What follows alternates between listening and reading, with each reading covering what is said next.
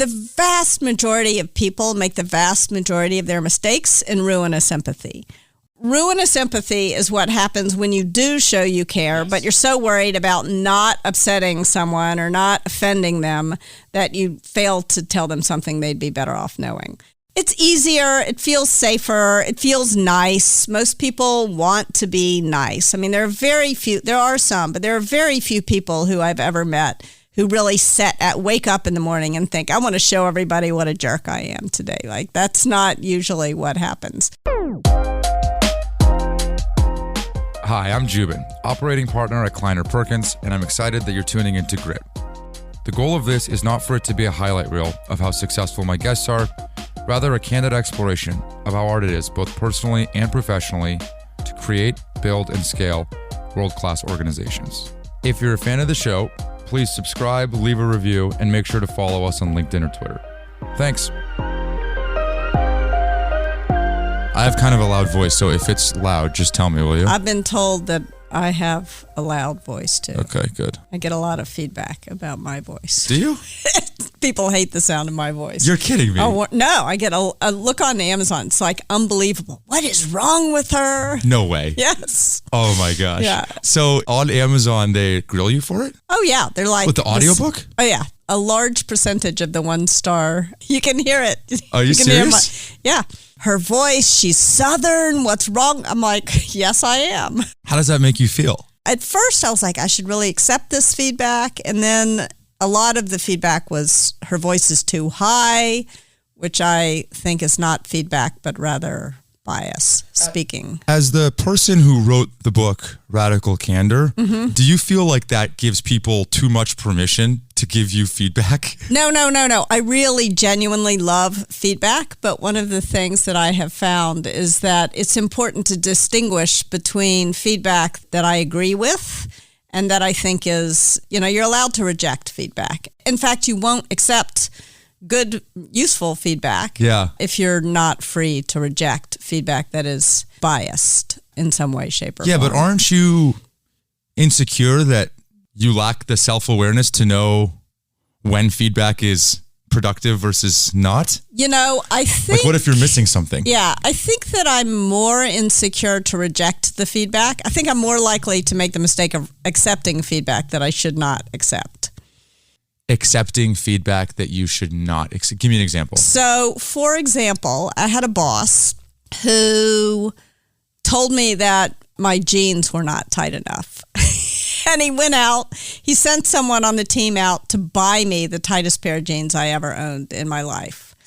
And that is feedback that I should have rejected out of hand. But I called a friend of mine and I was like, well, maybe, he's really trying to be helpful. And it's true that, I don't have a great fashion sense. And she's like, this is ridiculous, Kim. First of all, you're at a tech company. It doesn't matter what you wear. And second of all, listen to what you're saying and what he said, So I think that I'm more likely to make the mistake of giving people too much the benefit of the doubt. Okay, that's a good example. Angela Duckworth made the intro to us. How do you know her? I reached out to Angela. I love her book. Yeah. And I can't remember whether I reached out to her or she reached out to me, but I met her through her podcast. I was on her podcast. So many of the other writers I met, like Kelly Leonard, who wrote Yes And, I met because he read Radical Candor and said, come be on the podcast. So I met her the same way I'm meeting you right now. Is it surreal? Like, you've sold over 1 million copies of this book. Yeah. Which is like rare air, isn't it? Yeah. Well, it's funny, having worked at Google, 1 million is a small number. Right. But for a book, that's a lot of copies. Wall Street Journal, New York Times bestseller, multiple years running, translated in 23 languages. Has it been a surreal side effect of what doors that has opened for you? Meaning, specifically, just the type of people that reach out to you because they're just fans? Yes, it has been really incredible. The people that I've met and all different. I mean, one of the incredible things your life has completely changed as a result of this book. Totally changed. Yeah, when I published it, I was worried that, who cares about this middle manager at Google, what she says about management. And I thought that's what people would say. And it turned out it hit a nerve with people. So that was that has been great. I will say, though, I mean, it's cool when somebody who's famous or someone whose book that I admire reaches out. But hands down, the best kind of feedback comes from people who, for example, I gave a talk recently and someone came up to me afterwards and said, I became a manager for the first time and it was really hard. And her eyes like filled up with tears. I could imagine what had happened. And she said, and someone gave me your book and it was like I had an older sister with me every step of the way. And that is the kind of thing that is fuel for writing. That's why one writes, you know, at least that's why I write. I write to give my younger self advice that I wish I had had when I started out. Well, if you're writing to make money, it's pretty hard to make money as an author, isn't it? Yeah, no, it was really stupid to leave Dropbox and all the equity I had at Dropbox in order to write Radical Candor. When you were an advisor, you mean? Or? No. Yeah, I was actually working. I had an operating role there. And I did briefly. And I had this dream that I had got early onset Alzheimer's, and it was too late for me to write the book I wanted to write. I woke up in the middle of the night in a panic, and that was a big part of the reason why I left Dropbox. I mean, there was more to that story, which I'm not going to tell here, but that was part of the reason. And when I told them that I was leaving to write this book, they didn't believe me, actually. They thought, oh, you're just saying that. But it really was a big part of why I left. There was, again, more to the story, but that was a big part of it. It's almost the regret minimization framework. Yes, Dan Pink. Where you imagine something in your life and thus project that out 15 years from now and think how much would you regret it if that thing happened in your life? Yeah, exactly. And writing was something, I mean, my whole business career was really one plan to subsidize my novel writing habit. It was really important to me to... So you were always a writer? I wrote while I was working at Google. I wrote a novel. I did a startup. I quit. I saved enough money to write a novel, quit for a year. I wrote a novel. That one is called The Measurement Problem. And then I did another startup and I quit and I wrote another novel called The House Husband. And then while I was at Google, I wrote another novel called Virtual Love. Yeah, so I have written, it's a compulsion. It's not something... I used to joke that writing was 100% about internal validation, and my career was 100% about external validation. And at some point, the two came together. Like, I really did love working at Google and working at Apple. I mean, they were great. And the startup, Juice, there were parts to that were internal validation.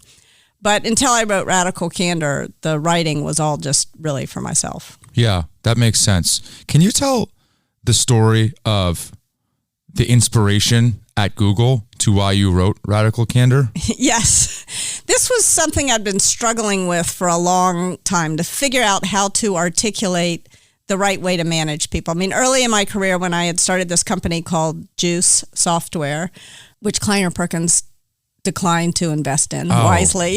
Was that smart? Yes, that was smart. That went under. But at one point, I came into work and I had gotten the same article emailed to me from a bunch of different people.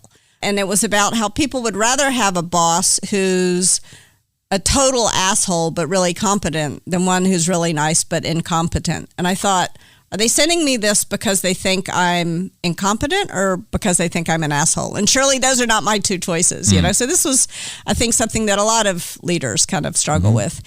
And when I started working at Google, at one point I had to give this presentation to the founders and the CEO.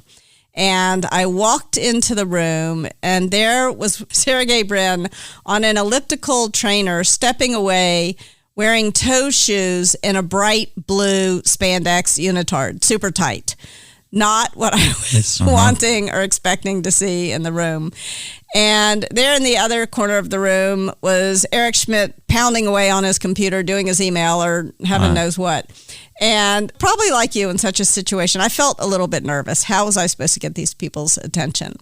For me, the AdSense business was on fire. And when I said how many new customers we had added over the last couple of months, Eric almost fell off his chair. What did you say? This is incredible. Do you need more marketing dollars? Do you need more engineering resources? So I'm feeling like the meeting's all right.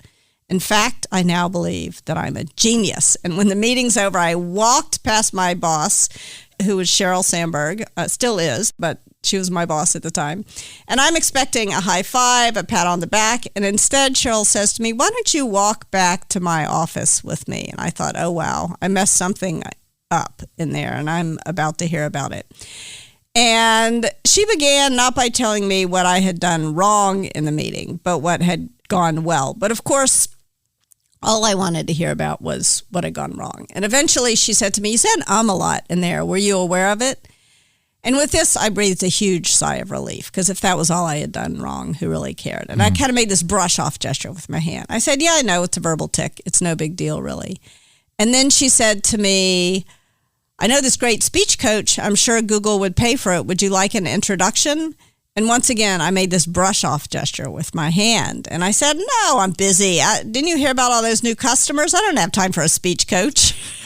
And then she stopped and she looked at me right in the eye and she said, I can tell when you do that thing with your hand that I'm going to have to be a lot more direct with you. When you say every third word, it makes you sound stupid. Now she's got my full attention. And some people might say it was mean of her to say that I sounded stupid, but it was actually the kindest thing she could have done for me at that moment in my career, because if she hadn't used just those words with me. And by the way, this is crucial. I know there's a bunch of HR people out there saying, no, but she knew me well enough to know that if she didn't use just those words with me, that I would never have listened to her. But she also knew her audience well enough to know she better not speak that way to other people on her team who would be upset by her speaking that way. So once she said that, I went to visit the speech coach, and I learned she was not exaggerating. I literally said every third word. And this was news to me because I had raised money for 2 other startups, millions of dollars for startups giving presentations. I thought I was pretty good at it. It was almost like I suddenly realized that I'd been marching through my whole career with a giant hunk of spinach between my teeth, and nobody had had the common courtesy to tell me about it. So this really got me to thinking, why had no one told me? But also, what was it about Cheryl that made it so seemingly easy for her to tell me? And as I thought about her management style, I realized it really boiled down to 2 very basic things. She cared personally, and she challenged directly at the same time. I knew that she cared about me not just as an employee, but as a human being, because she would do things like when I moved from New York to California to take the job at Google, I didn't really know many people out here, and I was lonely, and she could tell that I was lonely. And she introduced me to a book group. I'm still friends with those people to this day. Also, shortly after I joined, my father was diagnosed with late-stage cancer. And I was devastated, of course, and she could tell I was devastated. She said, Kim, you go to the airport, fly home to Memphis. You need to be with your family right now. Your team and I will sit down and write your coverage plan. That's what great teams do for one another. We've got your back. And those were the kinds of things she did, not just for me, but for everyone who worked closely with her. She couldn't, of course, do those things for all 5,000 people in her organization. No matter how talented you are, relationships don't scale. You can only have a few of them. But culture does scale. And when a leader treats their direct reports with that kind of care, it's much more likely that they, in turn, will treat their direct reports with that kind of care. And that creates a culture of caring. But it wasn't all sunshine and roses. I also knew beyond a shadow of a doubt that if I messed up, she would tell me that I messed up in no uncertain terms. And she would keep telling me until it penetrated my thick skull. And it's interesting. I think often when people talk about psychological safety, they think it means not saying the thing. But you actually feel safer if you know that the people around you will tell you when you mess up. So that was it.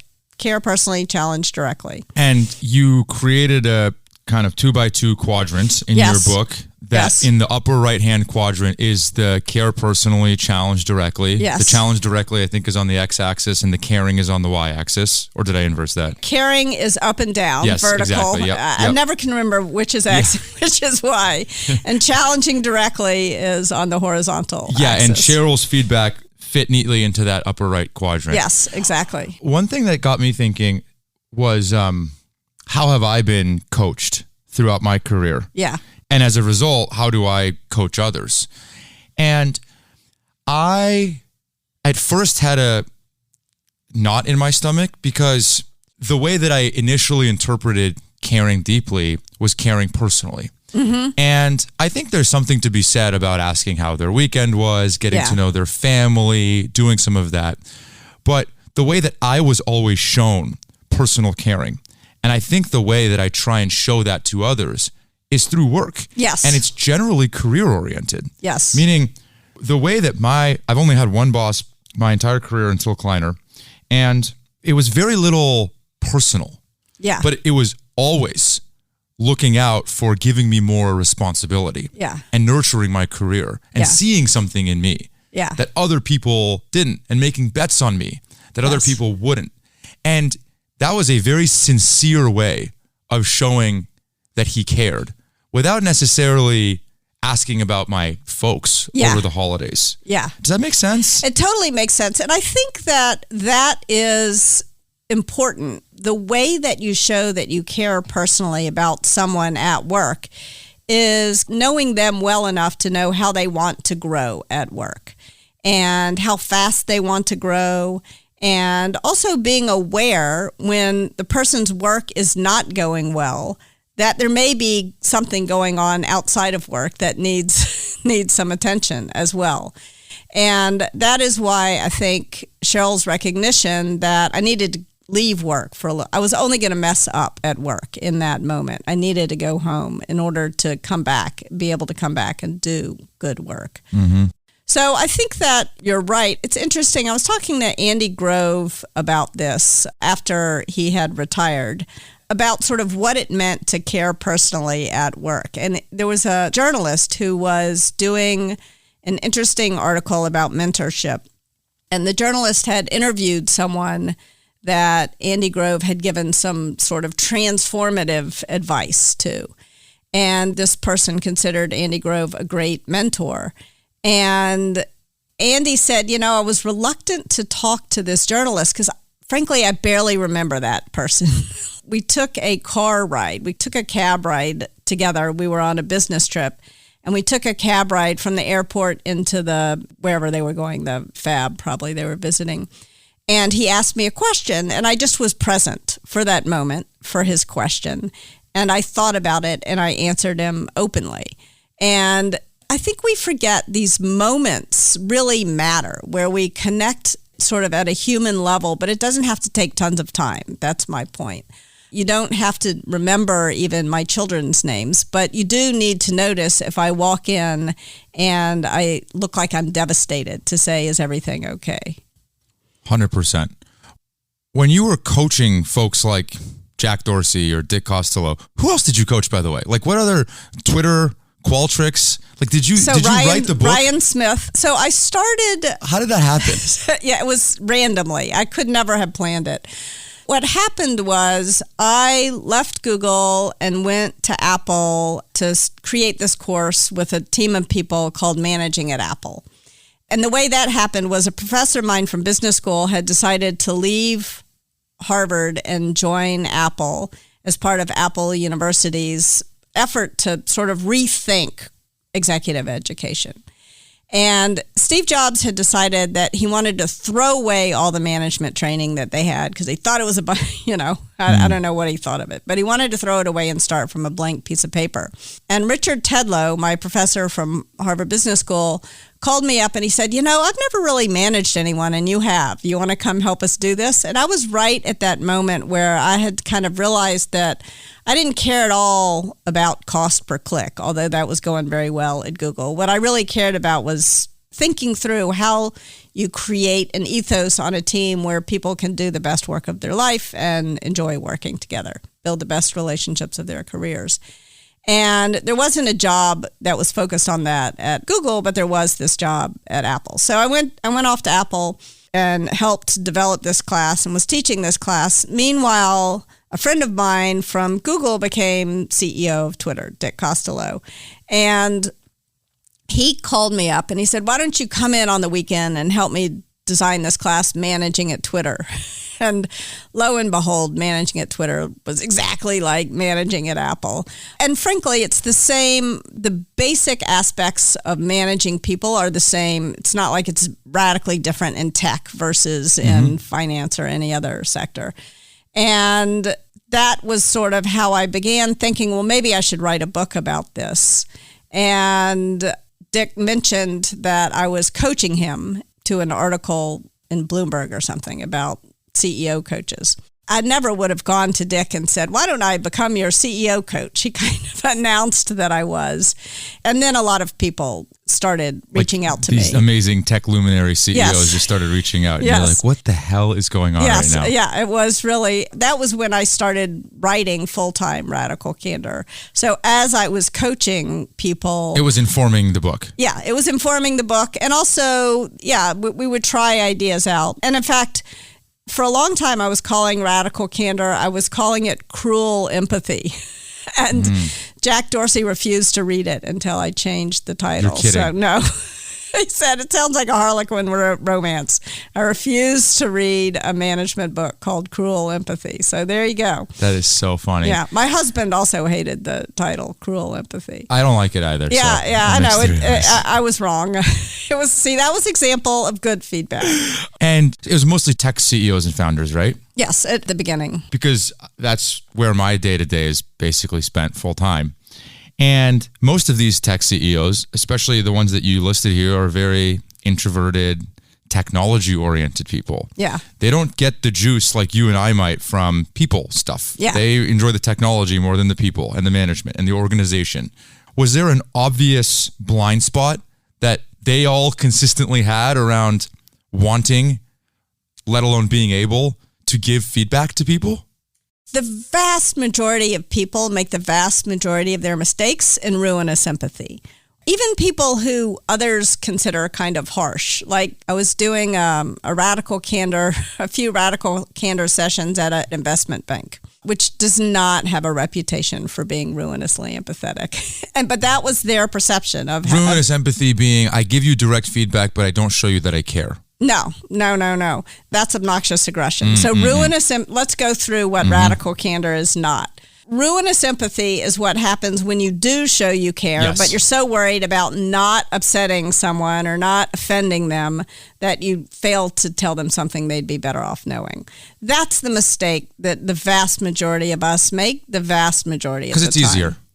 It's easier. It feels safer. It feels nice. Most people want to be nice. I mean, there are some, but there are very few people who I've ever met who really wake up in the morning and think, I want to show everybody what a jerk I am today. Like, that's not usually what happens. Now, what could land us in what I call obnoxious aggression, which is what happens when you do remember to challenge, but you fail to show you care. And in the first draft of the book, by the way, I called that the asshole quadrant because it seemed more radically candid.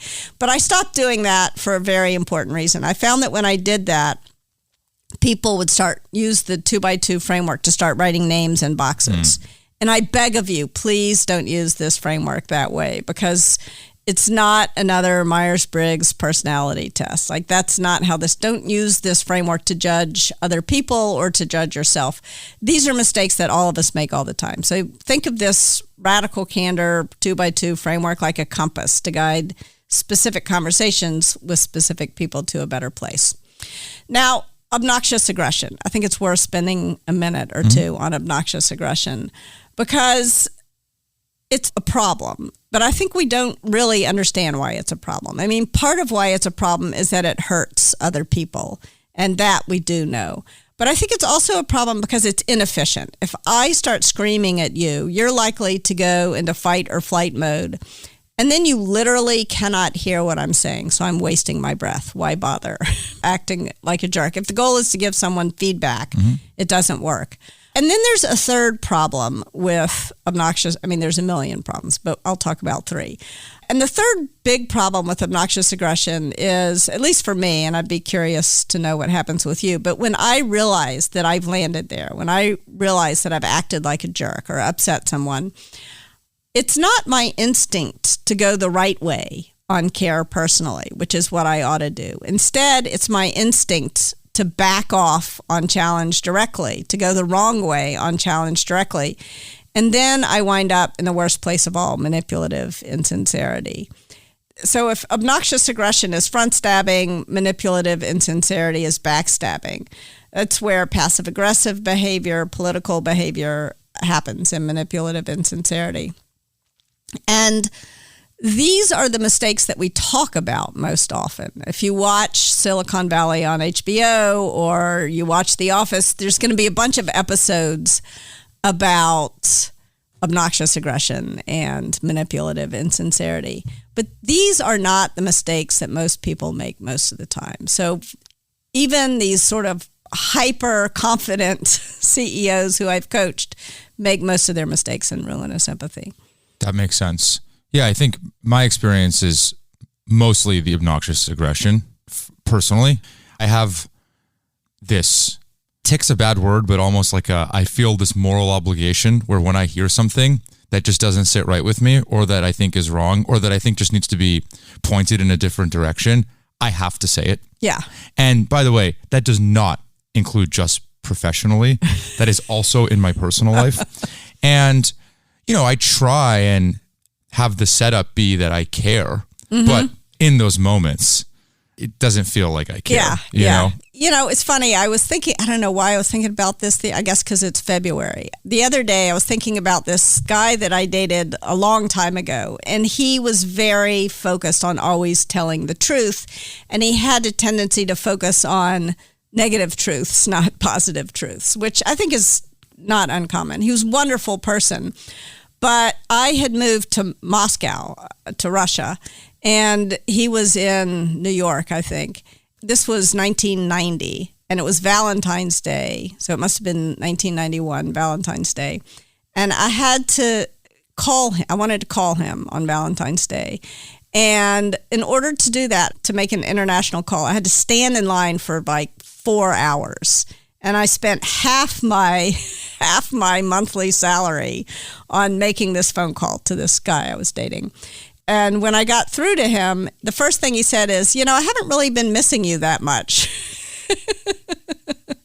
And maybe that was truth, but that was not the truth I needed to hear at that moment. Totally.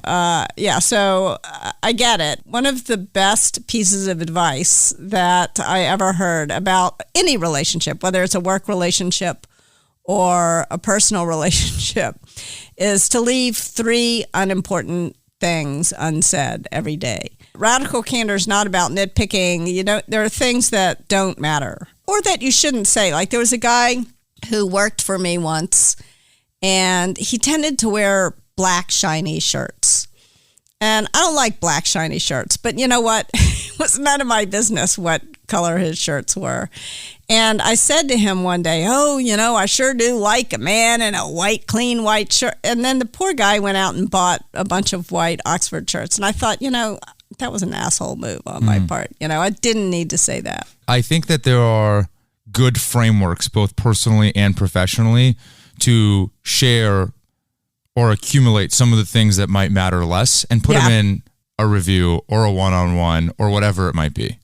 I think if you're not going to say it, you got to let it go. Really? Don't hold on to it. Don't hold on to it. Absolutely do not hold on to it for a review or a one-on-one. The 3 unimportant things, you got to truly let them go. And if you can't let them go, then it's important to mention it. I remember one time I gave a Radical Candor talk, and somebody came up to me afterwards and said, if I'd heard this talk 5 years ago, I wouldn't be divorced. And he said when he first got married, he noticed, and it bugged him, that his wife clinked her spoon on her teeth when they were eating cereal in the morning.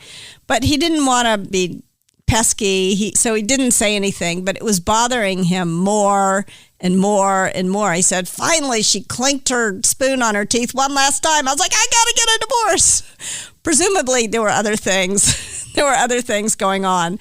But sometimes there's something that someone does that bothers you, and it's irrational, but you also know it's really hard for you to not say something. And I think it's worth saying something to the person, especially if it's someone who you really care about. Like, Yeah.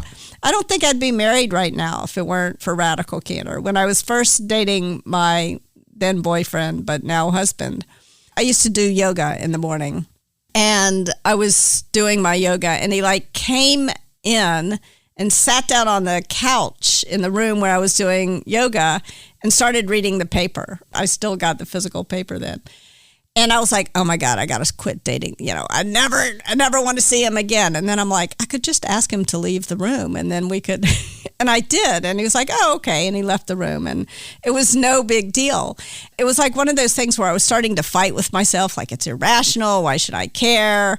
And then I'm like, you know what? It's just easier for me to tell him to leave the room. When we briefly talked before this, I think in the same breath said Kim Scott and academic. And Yes. you vehemently denied that title. And in my mind, I'm like, look, she's written several books. Yeah. She's a teacher. You know, Yes. I kind of like, I bucket it all in the same. Yeah. But in your mind, you took that, you did not like that. It was very clear to me. And I think, all right, she's done several startups. She was at Google. She was at Apple. She's been a CEO coach in the action. Yeah. Did part of that, I don't know if offend you is the right word, but did part of that, was that a slight in your mind because then, therefore, you're not in the mix kind of thing? No, that's interesting. I wasn't offended. I think I was just correcting you.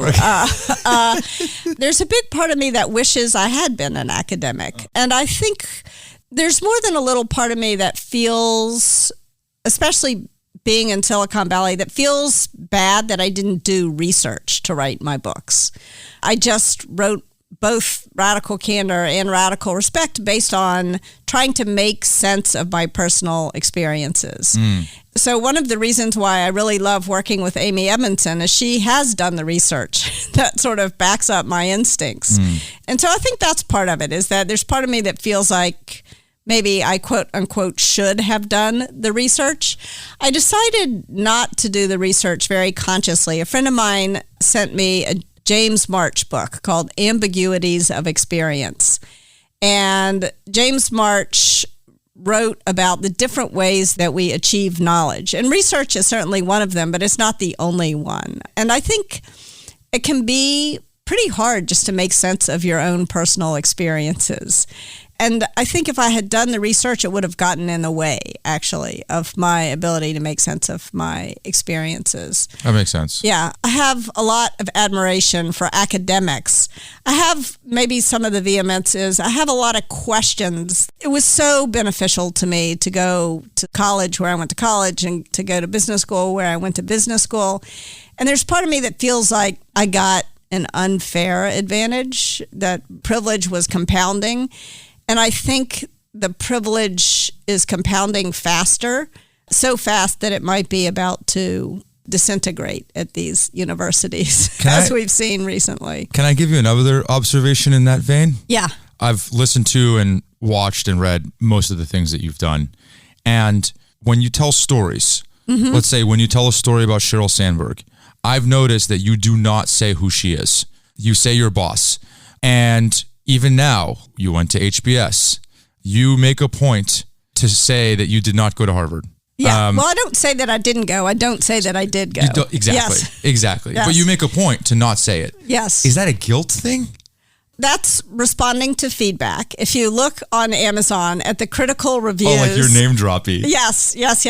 There's a lot of people who find that obnoxious. And I decided consciously, as I didn't decide before I walked, but as we sat down and you asked me to tell you the story, I decided, he's not going to mind if I say who was in the room in that story. So maybe some of it is guilt, but I think it's more. So I grew up in Memphis, Tennessee, and my father's big concern when I went off to Princeton, and I'll say it, that's where I went to college, was that I was going to come back a snob. And when I came back for, I think Thanksgiving was the first time I came back after I left freshman year, the first thing he said to me when I walked in the door was not, hello, I love you, I missed you. He looked at me right in the eye and he said, are you a snob yet? And I'll never forget that. And I think that was... You carry that. Yeah, I carry that. Yeah. And I think so maybe it's his voice that makes sense. In the back of my head. To him, that was like one of the worst things you could be. And he was right. There was a lot of wisdom in that. When people preface questions with, "Can I be honest with you?" does that bother you? Yes, because the real question you should be asking is, do you mind if I lie to your face? Like, you better be honest with me. Right, but it's usually the preface before they give you some tough feedback. Yeah. Or they ask you a tough question. Yeah, I'm happy for people to be as honest. I don't mind obnoxious aggression. In fact, there are some people, I've gotten some feedback that maybe I have a weakness for obnoxious aggression. Oh, it's a soft spot. I like it, yeah. You founded 3 companies? Yeah, so... 3 startups? Several startups. So I was early on at a company called Juice Software. Yep. So I was not a founder of that one. Okay. Sorry, I was a founder of Juice. Before that was Capital Thinking. Okay. This is now, we're stretching back into the deep past. And then I started another company called Candor Inc. To build... Kind of operationalizing the framework that you put in the book, right? Well, it was software. We were right. The idea was that there was going to be this candor coach that was going to be like that voice on your shoulder that was telling you when you screwed up. And I sort of realized that the purpose of writing Radical Candor and what I was really trying to teach people to do was to have real human conversations, and that this software we were building was kind of getting in the way of that. Are you not a startup person? Oh, I'm very much a startup person. In fact, if you read Radical Candor and Radical Respect, a lot of the lessons from those books actually come from Juice Software, which is the startup that I co-founded and was CEO of. A lot of them also come from Candor Inc. Like the startups, the failed startups, that I have never succeeded as a startup person, but the failed startups have enriched me in other ways. It's where I've learned a lot of my most important lessons. What's interesting is you seemingly didn't have a management issue in these companies. Like you must have been plenty direct and honest and had a good communication style that ostensibly was effective within the organization. Were you not a good CEO in other ways? Was it? What do you attribute that to? I had a big management problem, especially at Juice, actually. I mean, that was long before I wrote Radical Candor. Right. And I think that people from that company would tell you that I pulled a lot of punches, that I wasn't very direct. And in fact, I had a co-founder at that company, Charles Ferguson, who wrote a book called High Stakes, No Prisoners. And he was very direct. He made a lot of his mistakes. He was not one of those people who made most of their mistakes in Ruinous Empathy, I would say. He directed a wonderful movie, several wonderful movies, but No End in Sight is one of them. And you can watch him interviewing people. I mean, he really is he's all about challenge directly.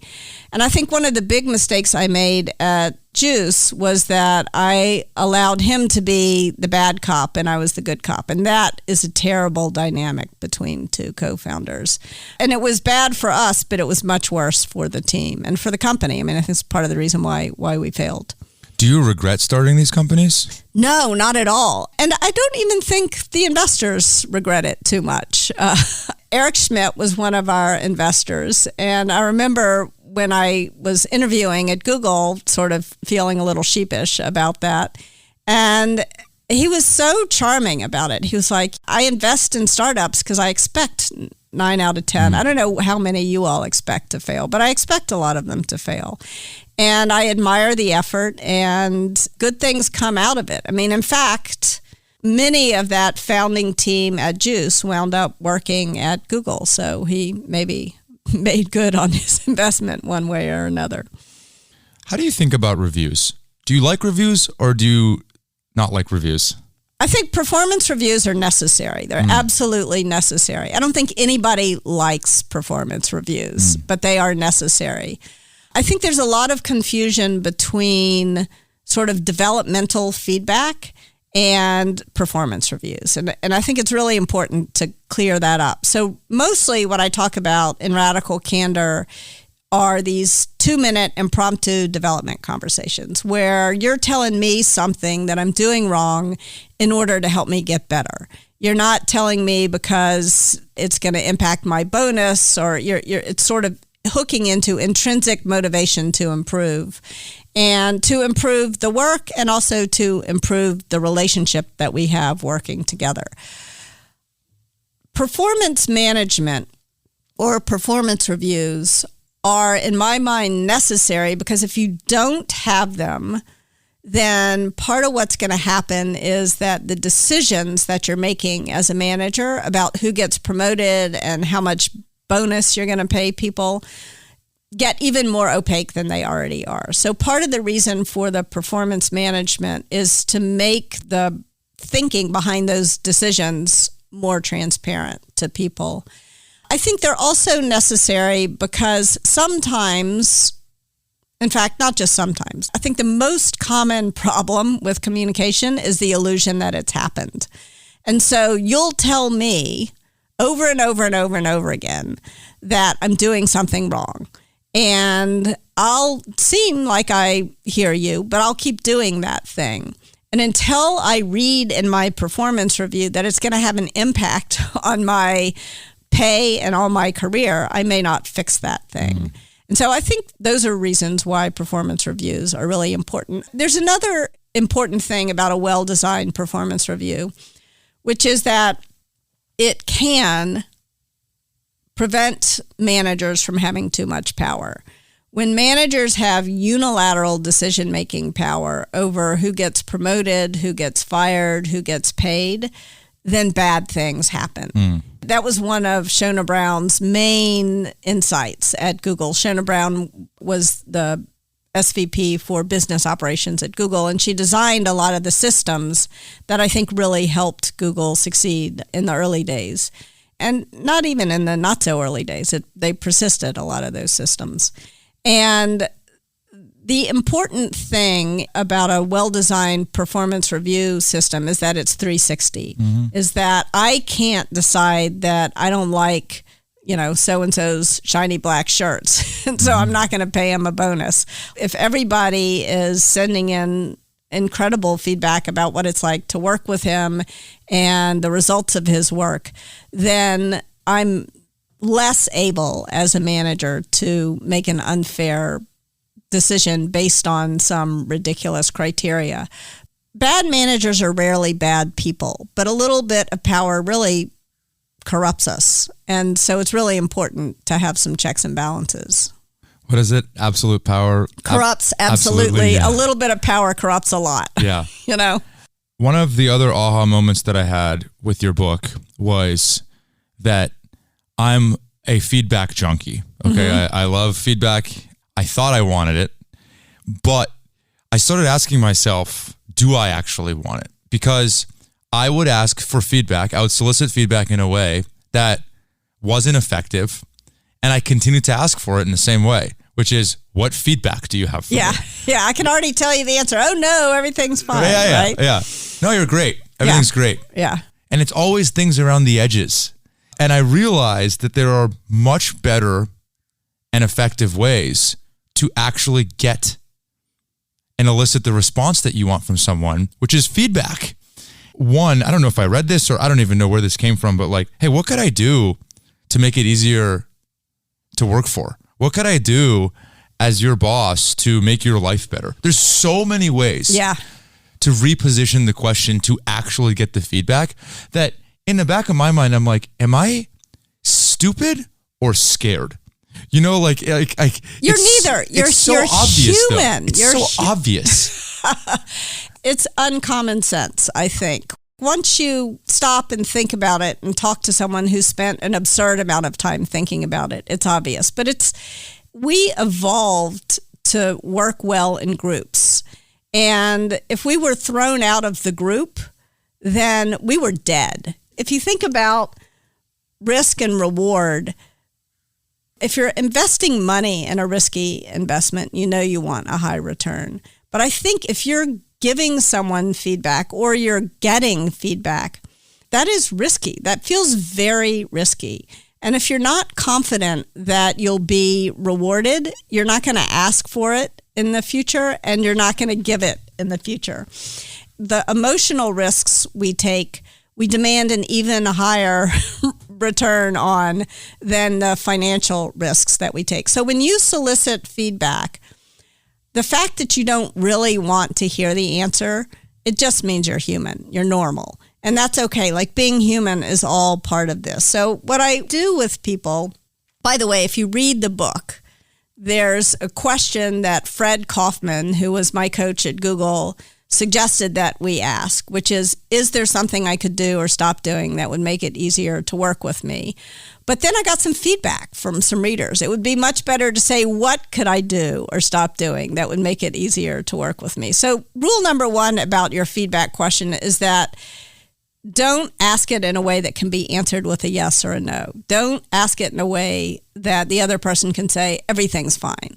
So what could I? The second thing about the question is that if you don't write down the question I just gave you, although I did write down Fred's and I used it and it worked for me, but for a lot of people it won't work. If you sound like Fred Kaufman or Kim Scott, then people might not believe you want the answer. So I was working with Krista Quarles when she was CEO of Open Table, and she said, Kim, I could never imagine those words coming out of your mouth. She said, the question I like to ask is, tell me why I'm wrong. Okay, that's fine too. It needs to sound authentic. And you need to kind of put the other person on the spot. But you also need to adjust the question depending on who you're speaking with. So, for example, I started this company with Jason Rosoff, Radical Candor. We do talks and workshops. And after we had worked together for about a month, Jason said to me, Kim, I hate your go-to question. It's too open-ended. It makes me nervous. And could you ask me more specifically? So it needs to be authentic to you, but it also needs to work for the other person. Being authentic doesn't mean ignoring the impact you're having on the other person. So spend some time. Like, if everybody listening to this podcast can just spend a couple of minutes thinking about what question they will ask, and then think about who you're going to ask it, and adjust it a little bit, and for bonus points, put it in your calendar and actually do it, then our time today will be very well spent. Because that question, the way you ask, is really important. But it's only the first step to soliciting feedback. No matter how good your question is, the other person is still going to feel uncomfortable. The only thing you can do, the only way you can get through to get out of that, is to go through it. You have to embrace the discomfort. Again, words of wisdom from Andy Grove, who said, this is an uncomfortable moment when you're soliciting feedback. Close your mouth, count to 6.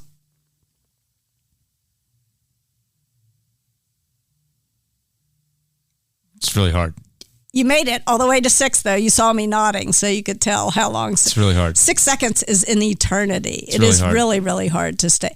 But if you can manage to stay silent, not to jump in and say, oh, it's okay, you can tell me later, but stay silent, the other person will probably tell you something. So now, congratulations, you've dragged this poor soul out on an emotional limb, conversational limb they never wanted to go on. So now you're kind of uncomfortable because of what they said, what they're about to say, and they're uncomfortable. So now you're both equally uncomfortable. They'll probably tell you something. The third step is to make sure that you listen with the intent to understand, not to respond. And this is really hard because what they're going to say is probably going to make you feel a little bit defensive. And again, that's okay. Like, you're allowed to feel defensive. But you want to make sure that you're doing a simple thing to do is ask a follow-up question. So, for example, my daughter said to me the other day at breakfast, Mom, I wish you weren't the radical candor lady. And immediately this guilt, this wave of guilt, parental guilt, washed over me. And I thought, she wishes I were spending more time with her. And then I thought, well, I should ask my follow-up question. So I said, well, who do you wish I were? And she said, I wish you were the lady who minded her own business. So I could go spend a little more time at work as far as she was concerned. So you want to make sure you really are being very curious to try to understand what the other person meant. And then it comes time to reward the candor. In my world, we're in the outlier business. Mm-hmm. And outliers are very unique in what they are and what they're doing. They're different from everything else. Yes. The people driving them are different. They're often misunderstood. Yes. Until they are understood. And that can be years. Yes. Years. Yes. By the way, in your case, maybe it never happens, right? You got to make it to the point where the rest of the world thinks you're normal, not you are, crazy or whatever. Yeah. And maybe you are. Maybe you are. Yeah. Maybe you are. Both two things can be true. That's true. One downside that I've seen with a lot of founders is that they will go solicit feedback from a bunch of people about their very unique company and circumstance. And everyone's going to have an opinion.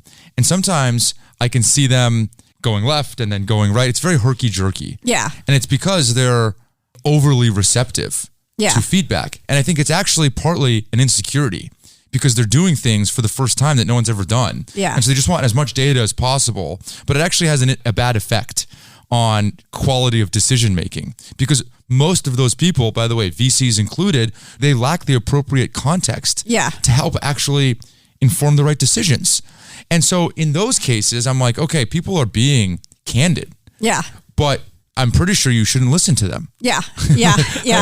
We kind of touched on this earlier. A really important part of being open to feedback is being able to reject feedback. I'll never forget at one point, I'm not going to tell you the feedback because that would be sharing something I shouldn't. But when I was working with Jack Dorsey, one of my responsibilities was to share with him feedback that maybe ordinary people at the company didn't feel safe sharing. And I remember bringing something to him and he looked at me and he said, I reject that feedback. And it was really an important moment. I realized, and I thought, you should reject that feedback. That feedback is wrong.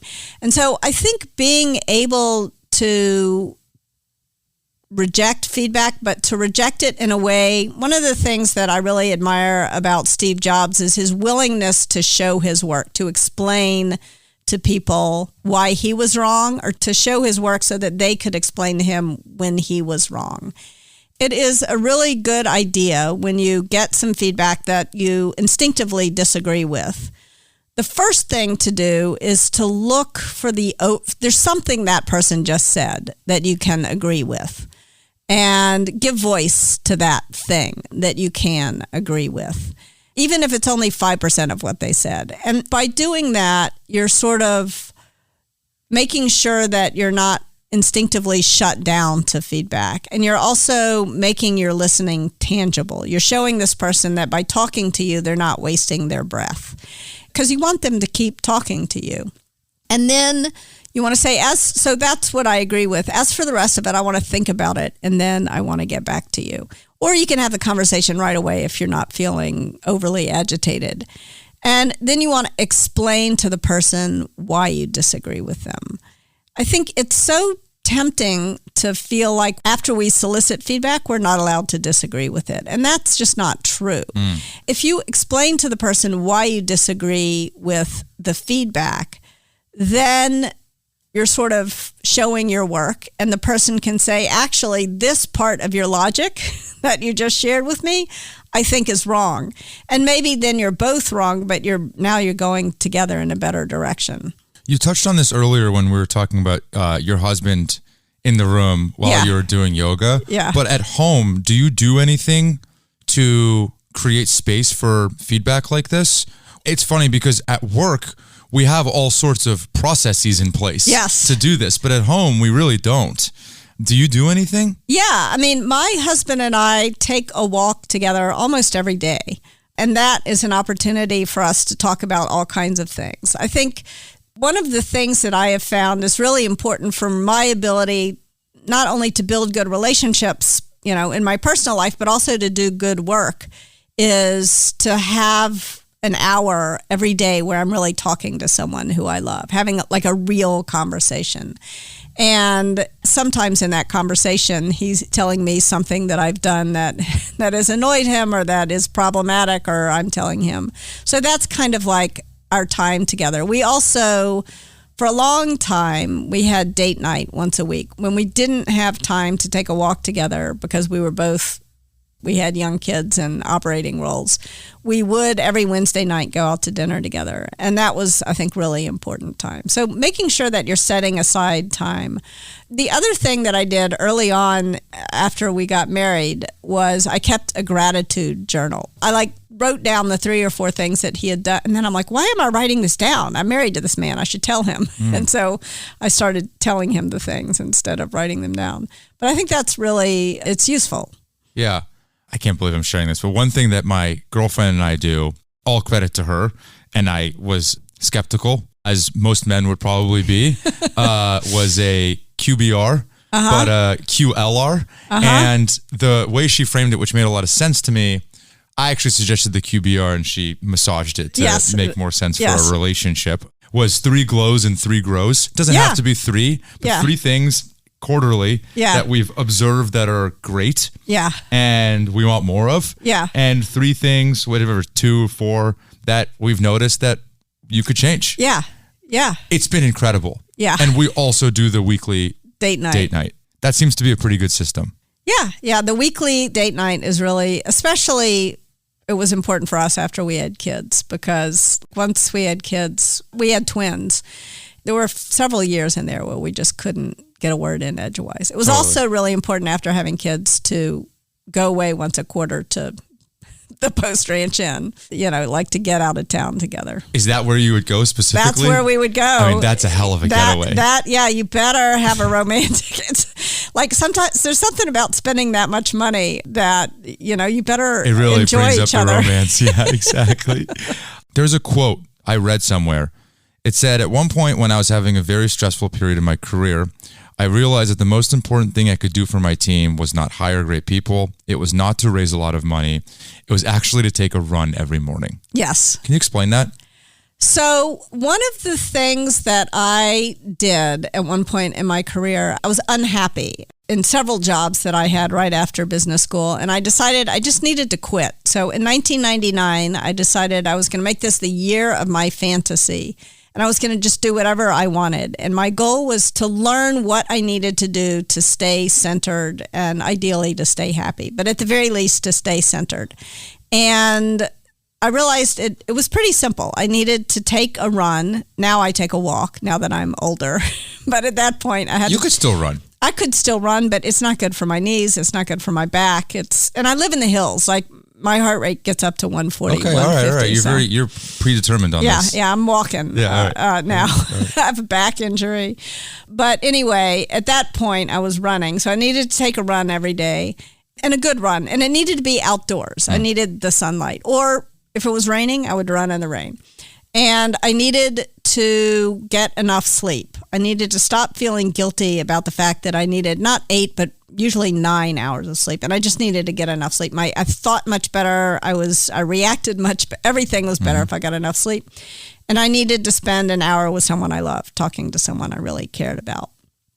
And ideally, I'd read a novel every week too. Like, that was kind of mental house clearing. And if I could do those things, then no matter what was going on, I would stay centered. And if I didn't do those things, even if things were pretty easy, then I would freak out.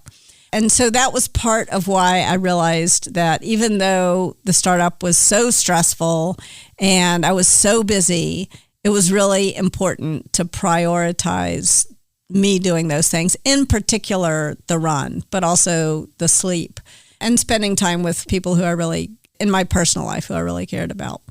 And that made a world of difference, actually. It was really important. It surprises me that still we underestimate the value of eating well, sleeping well, and working out. Yes.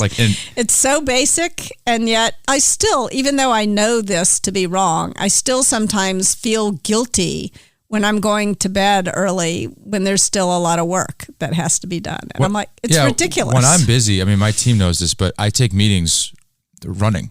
So I'll take one-on-ones with my team on runs. Yeah.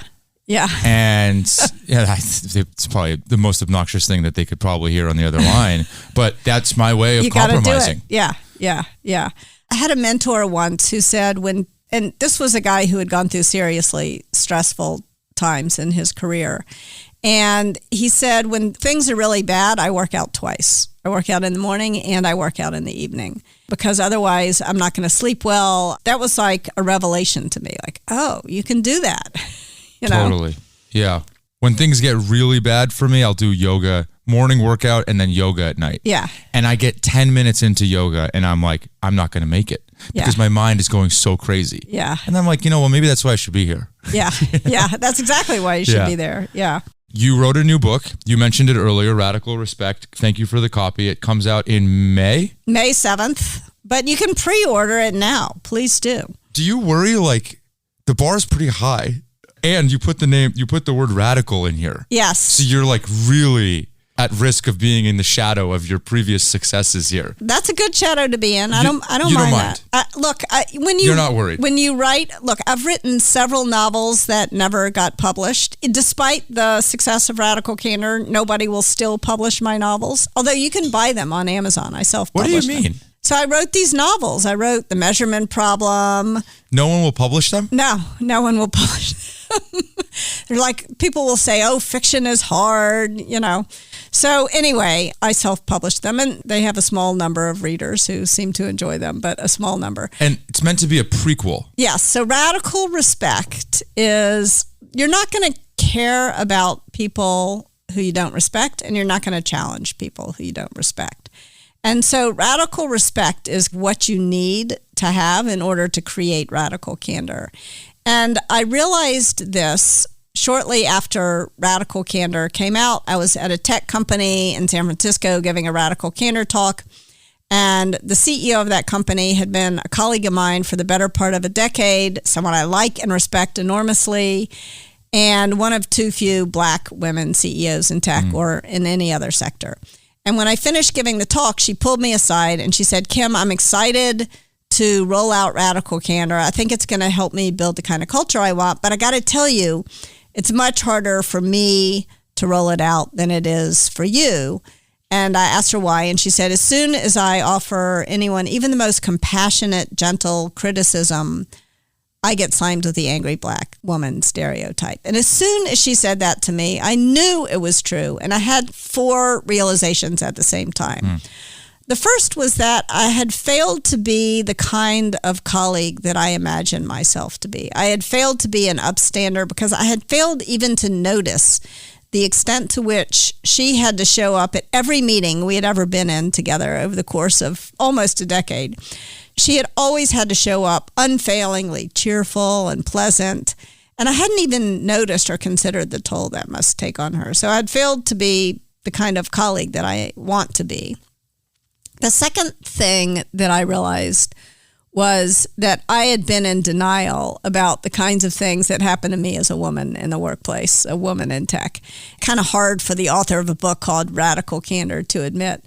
But I think I had been in denial because I never wanted to think of myself as a victim. So I'd pretended that a whole host of things were not happening that were, in fact, happening. And the third thing that I realized was that even less than wanting to think of myself as a victim, did I want to think of myself as the culprit. And so I had been most deeply in denial about the times when I was the one who was biased, when I was the one who was prejudiced, when I was the one who was bullying people. I imagined, and this brings me to the fourth thing that I realized, as a leader, I kind of imagined that, well, if I'm in charge, all this other BS won't be happening because I'm in charge. But just because you're the founder and CEO of a company does not mean that human nature and its tendencies have suspended themselves. All these kinds of things are going to happen. And if you don't very consciously design your company and your culture and your management systems to avoid problems, then you're going to get them. Super interesting. Was it harder or easier to write this book? Way harder to write this book. Do you wish you wrote part of this book in Radical Candor?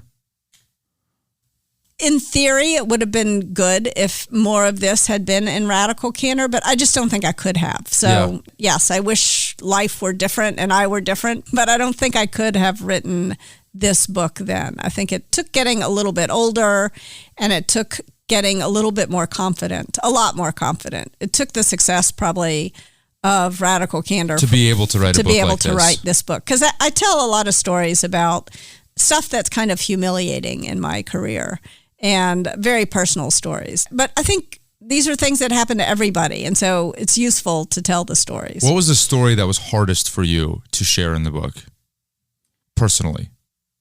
So there was a time in my career when I gave this guy a pass over and over and over again. And then he wound up really harassing a woman on the team in a way that was scary for her. And it was really hard for me to admit that that happened at a company that I had founded and was the CEO of. I didn't like to think that that kind of thing had happened on my watch. But I also felt like, it was maybe uniquely safe for me to admit that mistake. I think it would be harder for a man to admit that that happened on their watch. But it was also uniquely painful. I was like, gosh, part of the reason why I started that company was because I had been underpaid, I had been harassed in my career, and I thought I was creating a company where that kind of stuff wouldn't happen. And it did anyway. Yeah, super powerful. Yeah. Pre-order it now. Yes, absolutely. Pre-order the book right now. Pre-order it now. I didn't even know that. I guess I've never had the physical copy, but Angela wrote a little shout out in the back. Yeah, Angela Duckworth wrote a shout out. You've got quite the list of people. Adam Grant, Beth Comstock. I mean, quite the list of folks. Daniel Pink with quotes in here. Pretty cool. Yeah, people who managed to read the book found it really helpful. So I hope it'll help other people. I think we're in this moment where there's all this backlash against DEI, but whether you're pro-DEI or anti-DEI, these problems are still happening at your companies. I can promise you all they are. Like, bias is universal. People have prejudices. It's natural for people to bully one another. When you layer power on top of bias, prejudice, and bullying, you're going to get discrimination, you're going to get harassment, and you're going to get physical violence at your companies unless you specifically design your management systems so that those things don't happen. And I hope we can start getting this stuff right because it gets in the way. It does. I think it's really well said. Are you writing another one after this, or is this it? I am, but I'm writing a novel. I'm writing a utopian novel. That hopefully gets picked up? Yes. This one I'm going to make sure it gets published. Because I think, we're at this moment in history where people are not optimistic about the future by and large. Like when I grew up in the 70s and 80s, and I was very optimistic about the future. And my kids who are just about to turn 15 are not optimistic about the future. And I think that optimism is actually important, important to success. And I want to imagine a world in which we solve a lot of the problems that seem so intractable right now. Can I add to that? Yeah, please. It strikes me that people aren't optimistic about the future or proud of the present. Yes. I view that as very sad too. Yeah. I mean, there is a lot to be proud of. And I feel like this is kind of a gross analogy, but I think it's worth making. I think there's a new kind of Oedipal complex. It has nothing to do with your marrying your mother or murdering your father. But when Oedipus realized what he did, what did he do? When he realized he had married his mother and murdered his father, he gouged his eyes out. And we are at this moment in history where we are gouging our collective eyes out. And that is not a good way. We need our eyes to move forward to the future. So I hope that we can look at what we've done that we should be proud of, but also look at the mistakes we've made so that we can fix them, so that we don't keep making them over and over and over again. I mean, denial, it's just not a good way forward. Yeah, it's almost like intellectual honesty is the little sister or brother to Radical Candor. Yes, absolutely. Well, thank you for doing this. I really appreciate it. When you hear the word grit, what do you think of? I think of that determination to keep trying and keep trying and keep trying until you succeed, which is it's crucial. It's not getting too discouraged by failure. It's not getting too discouraged by critical feedback, whether it's fair or unfair. It's just that determination to keep learning from both successes and failures until you succeed. Kim Scott, thank you. Thank you. That's it. Thanks for tuning in. Feel free to come back every Monday morning to listen to a new guest, or go back into the archives when we've done more than 100 episodes. This podcast is a Kleiner Perkins production, and the episode was edited by Eric Johnson from Lightning Pod. Thank you all.